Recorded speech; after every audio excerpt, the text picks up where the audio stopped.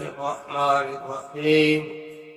الحمد لله وكفى وسلام على عباده الذين اصطفى.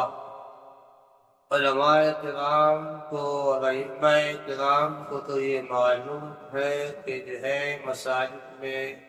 کون سے اعمال ہونے چاہیے، اچھی طرح سے واقف ہے،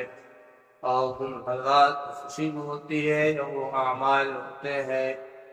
جو ہے نماز کے علاوہ قرآن شریف کی تلاوت، مجلسیں دینی اور ان کے حلقے اور قرآن شریف سیکھنے سکھانے کے اعمال، تو ان سے تو علماء کرام ائمہ کرام کو خوشی ہوتی ہے۔ البتہ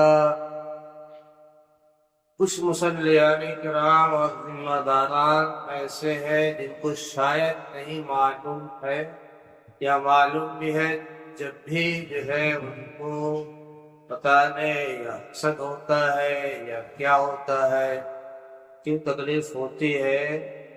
بعض مساجد کے بارے میں مشاہدہ ہے کہ جب امام صاحب قرآن شریف بچیوں کو پڑھاتے ہیں تو وہ ایسا محسوس ہوتا ہے کہ بعض لوگوں کو تکلیف ہوتی ہے، حالانکہ اتنا اونچا عمل کر رہے ہیں مسجد میں، تو سب کی وجہ سے کرتے ہیں یا کیوں کرتے ہیں اللہ جانے چالو۔ احادیث اس سلسلے میں کیا ہے، ایسے لوگوں کو ان احادیث کو سننا چاہیے، ان کو سنانا چاہیے تاکہ ان کے دل درست ہو جائے اور جو ہے اللہ کی طرف سے پکڑ سے بچ سکے۔ چند احادیث اس سلسلے میں پیش کر رہا ہوں، امید ہے کہ آپ سنیں گے، دوسروں کو سنائیں گے، شیئر کریں گے، اور شیئر کرنے کے ثواب بھی پائیں گے، اور کمنٹ کر کے بتائیں گے کہ جو ہے یہ بتانا ضروری تھا یا نہیں تھا۔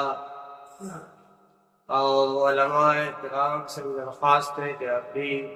یہ کمنٹ کریں کہ جو ہے یہ میں نے جو مسئلہ بیان کیا ہے علماء کے حق میں، اتنا کے حق میں بھی کیسا ہے۔ میں حیات الصحابہ حصہ سوم سے بیان کر رہا ہوں، صفحہ 128 سے احادیث پیش کر رہا ہوں۔ حضرت ابو القمہ رضی اللہ تعالیٰ عنہ فرماتے ہیں کہ ایک مرتبہ ہم لوگ مسجد میں مختلف حلقوں میں بیٹھے ہوئے آپس میں حدیثوں کا مذاکرہ کرتے، اتنے میں آپ صلی اللہ علیہ وسلم اپنے ایک حجرے سے باہر مسجد میں تشریف لائے اور تمام حلقوں پر نظر ڈالی، پھر قرآن والوں کے ساتھ بیٹھ گئے جو قرآن سکھا رہے تھے، اور فرمایا مجھے اس مجلس میں بیٹھنے کا حکم دیا گیا ہے۔ قرآن کی مجلس میں اللہ کے نبی بیٹھے، فرمایا کہ اس مجلس میں بیٹھنے کا حکم دیا گیا ہے اللہ کی طرف سے، یہ مقام ہے، اس لیے اصلاح کرتے ہیں۔ حضرت قلیب بن شہاب رحمۃ اللہ علیہ کہتے ہیں کہ ایک مرتبہ حضرت علی رضی اللہ عنہ نے مسجد میں بہت زیادہ شور کی آوازیں سنی، شور آواز آ رہی ہے، بہت زیادہ آواز ہے، لوگ قرآن پڑھ رہے تھے، سچ میں قرآن کی آواز تھی، پڑھنے پڑھانے، تو حضرت علی نے فرمایا ان لوگوں کو خوشخبری ہو، یہی لوگ آپ صلی اللہ علیہ وسلم کو تمام لوگوں سے زیادہ محبوب تھے، ناراض نہیں ہوئے کہ اتنا شور کی ہو، بلکہ خوشخبری سنایا۔ حضرت قلیب رحمۃ اللہ علیہ کہتے ہیں کہ حضرت علی رضی اللہ عنہ کوفہ کی مسجد میں تھے، انہوں نے وہاں بہت زیادہ شور کی آوازیں سنی، تو انہوں نے پوچھا یہ کون لوگ ہیں؟ ساتھیوں نے بتایا کہ یہ لوگ قرآن پڑھ رہے ہیں اور ایک دوسرے سے قرآن سیکھ رہے ہیں۔ حضرت علی رضی اللہ عنہ فرمایا غور سے سنو، انہی لوگوں سے آپ صلی اللہ علیہ وسلم کو سب سے زیادہ محبت تھی، یہ ہے اور ہم کیا کریں۔ حضرت ابو ہریرہ رضی اللہ عنہ ایک مرتبہ مدینہ کے بازار سے گزرے تو کھڑے ہو کر بلند آواز سے کہا اے بازار والو، تم لوگ کتنے زیادہ عاجز ہو۔ بازار والوں نے کہا اے ابو ہریرہ کیا بات ہے؟ انہوں نے کہا بات یہ ہے کہ آپ صلی اللہ علیہ وسلم کی میراث تقسیم ہو رہی ہے، تم یہاں بیٹھے ہو، تو کیا تم لوگ جا کر اس میں سے اپنا حصہ نہیں لیتے؟ لوگوں نے پوچھا کہاں تقسیم ہو رہی ہے؟ انہوں نے فرمایا مسجد میں، چنانچہ وہ بازار والے بہت تیزی سے مسجد گئے اور حضرت ابو ہریرہ رضی اللہ عنہ وہاں ٹھہرے رہے۔ تھوڑی دیر میں وہ لوگ واپس آ گئے تو حضرت ابو ہریرہ نے ان سے پوچھا تمہیں کیا ہوا کہ جلدی سے واپس آ گئے؟ انہوں نے کہا ابو ہریرہ ہم مسجد گئے تھے، ہم نے اندر جا کر دیکھا تو ہمیں وہاں کوئی چیز تقسیم ہوتی ہوئی نظر نہیں آئی۔ حضرت ابو ہریرہ نے ان سے پوچھا کیا تم نے مسجد میں کوئی آدمی نہیں دیکھا؟ انہوں نے کہا ہم نے بہت سے آدمی دیکھے، کچھ لوگ نماز پڑھ رہے تھے اور کچھ لوگ قرآن پڑھ رہے تھے اور کچھ لوگ حلال حرام کا مذاکرہ کر رہے تھے۔ تو ان سے حضرت ابو ہریرہ نے فرمایا تمہارا بھلا ہو، یہی اعمال مسجد تو آپ صلی اللہ علیہ وسلم کی میراث ہے۔ قرآن پڑھنا، حلال حرام کا تذکرہ کرنا،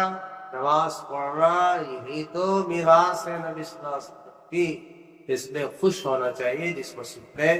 یہ عمل ہو رہا ہو، بلکہ دنیا کی تمام مساجد میں قرآن جو ہے حلال حرام اور عبادات اور نماز ہونے چاہیے اور ان کی مدد کرنی چاہیے، ان سے خوش ہونا چاہیے۔ حضرت ابن معاویہ کندی رحمۃ اللہ علیہ کہتے ہیں کہ ملک شام میں حضرت عمر رضی اللہ عنہ کی خدمت میں حاضر ہوا،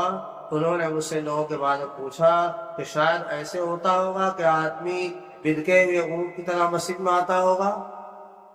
اگر اسے اپنی قوم کے مجلس نظر آتی ہوگی اور جان پہچان والے لوگ نظر آتے ہوں گے تو ان کے پاس بیٹھ جاتا ہوگا ورنہ نہیں۔ میں نے کہا نہیں، ایسے نہیں ہے، بلکہ مختلف مجلسیں مسجد میں ہوتی ہے، مختلف مجلسیں مسجد میں ہوتی ہے، صرف نمازی کی نہیں ہوتی، اور ہر مجلس پہ مختلف قوموں کے لوگ ہوتے ہیں، ہر قسم کے لوگ ہوتے ہیں، ہر قوم کے لوگ ہوتے ہیں، اور لوگ ان میں بیٹھ کر خیر کے اعمال سیکھتے ہیں، بھلائی کے اعمال سیکھتے ہیں، اللہ رسول کی بات سیکھتے ہیں، قرآن کی بات سیکھتے ہیں، حدیث کی بات سیکھتے ہیں اور ان کے بارے میں مذاکرہ کرتے ہیں۔ حضرت عمر رضی اللہ عنہ نے فرمایا جب تک تم ایسے رہو گے خیر پر رہو، اس لیے آپ بات چاہتے ہیں کہ خیر پر رہے، خیر نازل ہوتا رہے، بھلائی پر رہے، آسمانوں سے بھلائی نازل ہوتی رہے، تو نمازیوں کی نماز سے اور حلقہ والوں کے حلقوں سے اور احادیث سیکھنے والوں اور سکھانے والوں سے اور قرآن سیکھنے اور سکھانے والوں سے خوش ہو جایا کرے، دل کو تسلی دیا کرے، ان کی مدد کرے، جو ہے ان کے مجلس میں موقع ملے تو بیٹھ جائے، ان کو تسلی دے، جو ہے دعوی دل میں قدمے سکھانے، ان کی مدد کرے۔